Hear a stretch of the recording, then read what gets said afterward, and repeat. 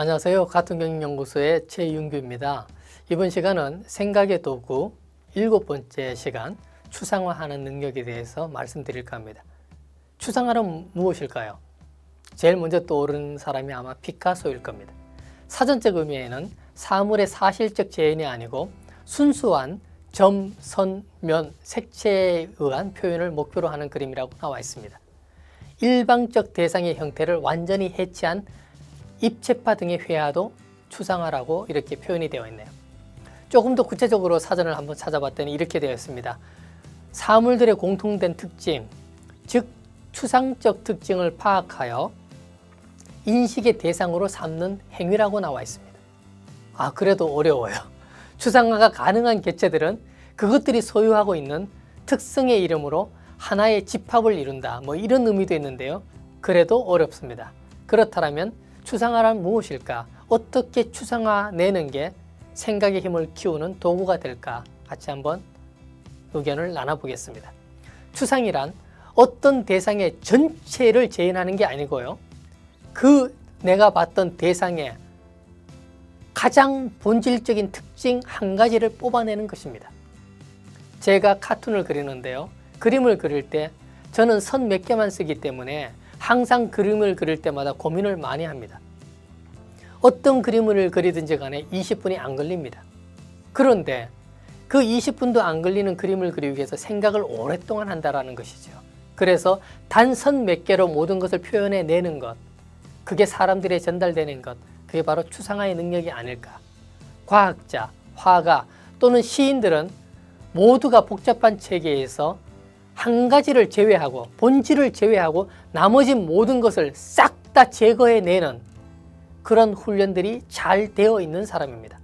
그 본질을 뽑아내서 그것을 재해석해내는 것, 그게 바로 추상화의 능력입니다. 진정한 의미에서 추상화란 현실에서 출발하되 불필요한 부분을 도려내 가면서 사물의 놀라운 본질을 드러내게 하는 것입니다. 결국 추상화란 본질을 찾아내는 작업입니다. 피카소의 그림을 유치원 아이들에게 보여줬습니다. 그리고 실험을 했습니다. 얘들아, 과연 이 그림을 몇 살 된 사람이 그린 것이니? 라고 보여줬습니다. 그 그림에는 피카소가 50살 때, 70살 때, 80살 때 그린 그림도 있습니다. 그런데 그 그림을 보면서 아이들이 이렇게 얘기했습니다. 3살이 그렸어요. 5살이 그렸어요. 7살이 그렸어요. 아이들이 이렇게 얘기했습니다. 아이들의 눈에는 그 그림은 어린 아이가 그린 것처럼 보였기 때문입니다. 그렇다면 80살 피카소는 도대체 왜 그림을 그렇게 그렸을까? 정답은 하나밖에 없습니다. 피카소는 일반 사람들이 바라보는 그런 눈이 아니라 바로 마음의 눈, 사물의 본질과 핵심만 보는 그 눈으로 그림을 그렸기 때문입니다. 그래서 이렇게 얘기했습니다. 사람들은 보고 있지만 보는 게 아니다. 그저 보지만 말고 생각 좀 해봐라. 표면적인 것, 그 배후에는 숨어있는 놀라운 속성이 숨어있다. 그걸 찾아내라. 그 눈으로 봐라. 라고 피카소는 얘기했습니다. 피카소는 단순하고 군더더기 없는 그 그림을 그리는 게 얼마나 힘든 것인지 스스로 체험을 통해서 깨달아낸 것이지요. 그 특징을 잡아내는 것, 결국 추상화는 단순화하는 것입니다. 우리 사물에 있는 정말 소중한 것은 전부 다 단순화되어 있습니다. 물, 공기, 굉장히 단순화하지만 우리는 어떻습니까? 거기에 대해서 소중함을 못 느끼지요. 거기에 대해서 감사함을 못 느낀다라는 것입니다. 가장 단순한 것은 가장 추상적인 것이고 가장 발명하거나 가장 창안해내기 어려운 것들입니다. 왜냐? 그 가장 단순함 속에 통찰과 본질을 가지고 있기 때문입니다. 그 본질을 찾아내는 것, 그 핵심을 찾아내는 것, 그게 바로 추상화의 능력입니다. 소설가 윌라 케이터는 이렇게 얘기했습니다. 예술 작업의 보다 높은 단계는 단순화이다. 그것은 실로 고급 예술 작업의 전부라고 해도 무방하다.